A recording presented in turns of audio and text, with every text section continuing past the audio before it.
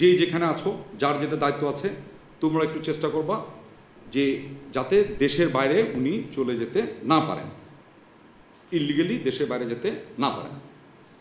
এখন আপনি খেয়াল করে দেখেন, আমরা ওনার গ্রামের বাড়িতে আমার লোক পাঠাতে, উনি যে গ্রামে গেছে কিনা তাও তো জানি না। ওনার বাড়ি হলো নেত্রকোনার দিকে, তো লোক পাঠাতে হবে, তো লোক গেছে, খোঁজ নিচ্ছে, আত্মীয় স্বজনের বাসা তো যেতে পারে, খোঁজ নিচ্ছে। আমরা বললো যে দেশের বাইরে চলে যেতে পারে, এটাও আমরা মাথায় নিচ্ছি, দেশের বাইরে যাবে না বলছি না, ওদিকেও যেরকম খোঁজ নিয়েছি এদিকেও খোঁজ নিচ্ছি।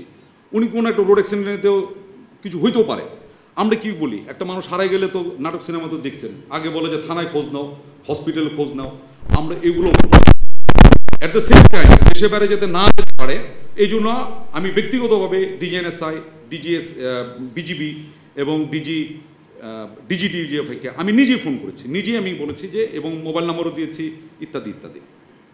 এই ব্যাপারে আমি আপনাকে বলতে পারি, যদি মনে করেন যে আপনাদের কাছে কিছু ইনফরমেশন আছে, এটা কিন্তু ওনাকে আমি ধরতে হবে এটা না, ওনার সেফটিও তো একটা ব্যাপার আছে। উনি তো এই দেশের একজন মানুষ, তো উনি তো একজন এজ এ হিউম্যান, সে একটা রোড অ্যাক্সিডেন্ট তো হতে পারে।